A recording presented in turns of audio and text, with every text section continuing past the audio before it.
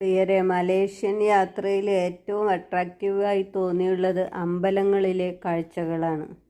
ഞങ്ങൾ ആദ്യമായി പോയത് ചിൻ സ്യൂ കേവ്. ആദ്യമായല്ല, ഇവിടെ പറയുന്നത് ചിൻ സ്യൂ കേവ്. ഒരു വലിയ പർവ്വതത്തിൻ്റെ സൈഡിൽ കൊത്തി ഉണ്ടാക്കപ്പെട്ട അമ്പലമാണിത്.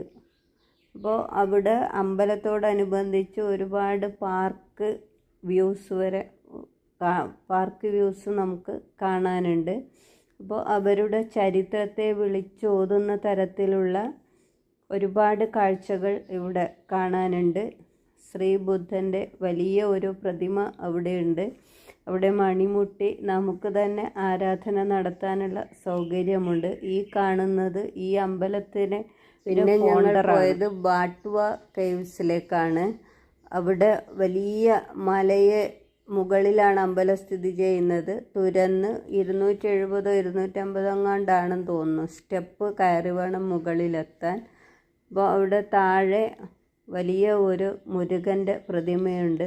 ഒരു ഇന്ത്യൻ കൾച്ചറിലുള്ള ഒരു അമ്പലമാണ്, അതായത് തമിഴ് സ്വാധീനമുള്ള അമ്പലമാണ്. പിന്നെ ഞങ്ങൾ പോയത് ഗുവാണ്ടി ടെമ്പിളിലേക്കാണ്. ഇവിടെയുള്ള മറ്റ് അമ്പലങ്ങളൊക്കെ ചൈനീസ് മാതൃകയിലുള്ളതാണ്. അതായത് ബുദ്ധ ആശയങ്ങളും അവരുടെ കൾച്ചറും ഒക്കെ രേഖപ്പെടുത്തുന്ന തരത്തിലുള്ള അമ്പലങ്ങളാണ് കൂടുതലും ഇവിടെയുള്ളത്. ഗുവാണ്ടി ടെമ്പിളും വളരെ മനോഹരമാണ്. എല്ലാം പിന്നീട് ഒരു അമ്പലത്തിൽ പോയതും ഇതേ കാഴ്ചകൾ തന്നെയായിരുന്നു ഉണ്ടായിരുന്നത്.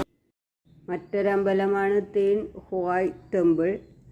ഇവിടെയും വളരെ മനോഹരമായ കാഴ്ചകൾ തന്നെയാണ് ഒരുക്കിയിട്ടുള്ളത്. അമ്പലം വളരെ നീറ്റ് ആയിരുന്നു.